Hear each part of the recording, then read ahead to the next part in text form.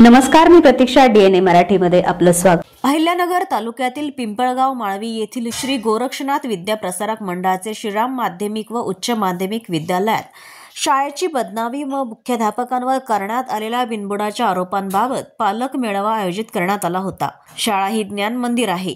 या शाळेतून हजारो विद्यार्थ्यांनी शिक्षण घेतलं आहे. अनेक विद्यार्थी अधिकारी झाले असून चांगल्या पदावर काम करत आहेत. मात्र काही गावातील विघ्नसंतोषी लोक विनाकारण शाळेची बदनामी करत आहेत. हे कदापि खपवून घेतलं जाणार नाही. अशा लोकांवर कायदेशीर गुन्हे दाखल करावे अशी मागणी पिंपळगाव माळवी व परिसरातील ग्रामस्थ असलेल्या पालकांनी केली आहे. शाळेच्या व मुख्याध्यापक यांच्या पाठीशी उभे असल्याचे पालकांनी यावेळी म्हटले.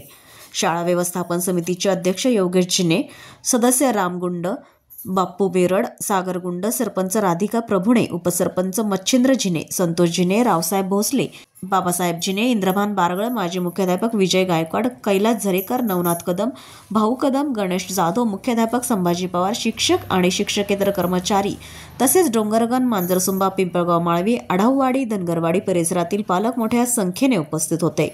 श्रीराम विद्यालयात सुमारे 700 विद्यार्थी शिक्षण घेत आहेत. यंदा 5वीच्या वर्गात 60 ते 65 विद्यार्थ्यांनी नव्यानं प्रवेश घेतला आहे. शाळेची गुणवत्ता वाढत आहे. मात्र काही विघ्नसंतोषी लोक शाळेची उगीच बदनामी करून मुख्याध्यापकांवर बिनबुडाचे आरोप करत आहेत. अशा लोकांवर कारवाई करावी. त्यांचा शाळेशी कसलाही संबंध नाही. विनाकारण शिक्षकांना वेठीस धरण्याचा प्रयत्न केला जात आहे. त्यामुळे मुलांच्या शिक्षणावर याचा परिणाम होण्याची शक्यता नाकारता येत नाही. शाळेची बदनामी करणाऱ्यांवर गुन्हे दाखल करावा अशी मागणी ग्रामस्थ आणि पालकांकडून होत आहे. माझे नाव संभाजी सोनेबापू पवार, प्राचार्य श्रीराम माध्यमिक व उच्च माध्यमिक विद्यालय पिंपळगाव माळवी. या ठिकाणी संस्थेमध्ये वाद असल्यामुळं, संस्थेचे धर्मदायुक्तामध्ये भांडण असल्यामुळं शिक्षणाधिकारी यांनी कामकाज पाहण्याचे अधिकार मला प्रदान केलेले आहेत.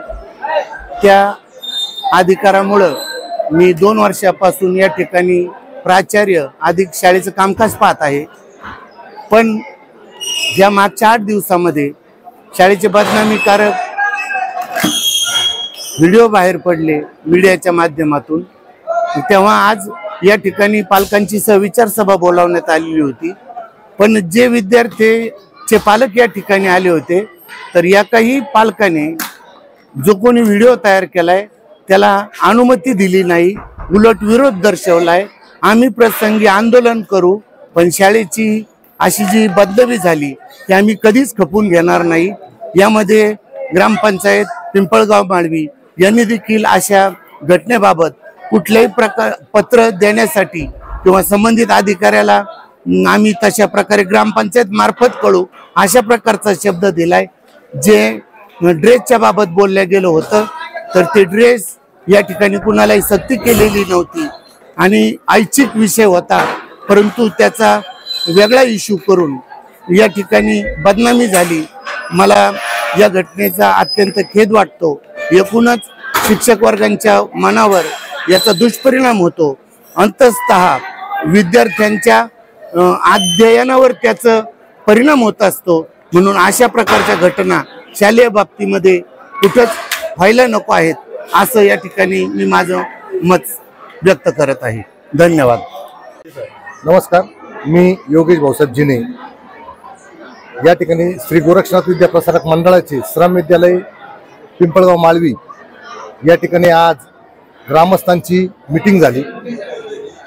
या मीटिंग घेण्याचं तात्पर्य असं होतं, एका व्यक्तीने या शाळेची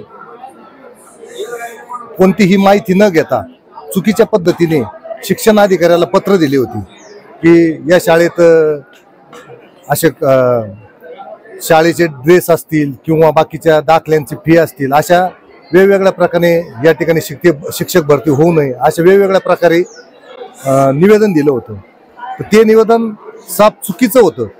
म्हणून या ठिकाणी ग्रामस्थांनी, पिंपळगाव माळवीच्या सर्व ग्रामस्थांनी, तसेच आज डोंगरगण म्हणा, गडमांजरसुंबा म्हणा, या बऱ्याचशा गावामधून धनगरवाडी या ठिकाणून ग्रामस्थ त्यांचे विद्यार्थी इथं शिकत आहेत. त्यामुळे तेही या ठिकाणी आले होते. त्यांनी आग्रह धरला होता की या ठिकाणी तुम्ही मीटिंग घ्या आणि अशा जे लोक बदनामी करतात यांना अद्दल घडवण्यासाठी ही खऱ्या अर्थाने या ठिकाणी मीटिंग घेतली होती. तर या ठिकाणी सर्वच ग्रामस्थांनी याविषयी खूप ज्या दिलेल्या निवेदनाला खूप नाराजी व्यक्त केली आणि सर्व विद्यार्थी असतील, पालक असतील, यांनी ज्या व्यक्तीने हे कृत्य केलं त्याला अद्दल घडावा अशी या पूर्ण ग्रामस्थांच्या वतीने, सर्व शिक्षक लोकांच्या वतीने सर्वांची या ठिकाणी आणून चर्चा झालेली आहे. मी सुदाम ज्ञानदेव, माझी मुलगी आता 9वीला आहे. पहिली मुलगी पण येतच शिकलेली होती. आमचे अजून 2 पुतणे आहेत, ते पण येतच येतात. शाळेच्या गुणवत्तेविषयी जर बोलायचं झालं तर माझ्या तिन्ही आमच्या घरातल्या तिन्ही मुलांना NMS मध्ये चांगले मार्क मिळले, स्कॉलरशिप भेटली. एकूण त्यांना मला वाटतं 60-60 रुपये भेटतात. त्याच्यानंतर NTSC MTSC परीक्षेत पण त्यांना चांगले गुण भेटले. त्यामुळे शाळेच्या गुणवत्तेवर कुठल्याही प्रकारची शंका नाही. शाळेतून योग्य ते मार्गदर्शन मिळतं. वैयक्तिक सर लोक घरी येऊन सुद्धा काही मार्गदर्शन लागलं तर माहिती वगैरे पुरवतात. ऑनलाईन कुठले पेपर असतील तरी ते माहिती पुरवतात. विद्यार्थ्यांना घेऊन जाण्यापर्यंत जबाबदारी पार पाडतात. त्याच्यामुळे शाळेच्या विषयी जी शंका उपस्थित केल्याला मी समर्थन करत नाही, ते चुकीचं आहे. सर, गणवेशा संदर्भात किंवा वाढीव फी संदर्भात पण आरोप झाले आहेत. तुम्ही पालक आहात, काय नेमकी परिस्थिती आहे? सर्व पालकांना विचारात घेऊनच हा निर्णय घेतला जातो शाळे कमिटीच्या याच्यात. आणि कुठल्याही पालकांनी असं ऑब्जेक्शन घेतलेलं नाहीये का शाळेची फी वाढीव घेतली किंवा हे घेतलं म्हणून. उलट पवार सरांनी आम्हाला सूचना केली पालकांना का आपण काहीतरी मदत करून मुलं जे खाली बसतात मध्यान्ह भोजनात त्यांना आपण टेबलची वगैरे अशी व्यवस्था करू, जेणेकरून मुलं वरतीच बसतील आणि हे होईल म्हणून. एकंदरीत जे आरोप लावण्यात आलेले आहेत त्यामध्ये काय तथ्य आहे? कुठल्याही प्रकारचं तथ्य नाही वाटत. एक पालक म्हणून तुमची काय भूमिका आहे? शाळेची गुणवत्ता एकदम योग्य आहे. मार्गदर्शन शिक्षकांचं हे जे देतात ते एकदम योग्य प्रकारची आहे. प्रतिनिधी मुंतजीर शेख, DNA मराठी, अहिल्यानगर.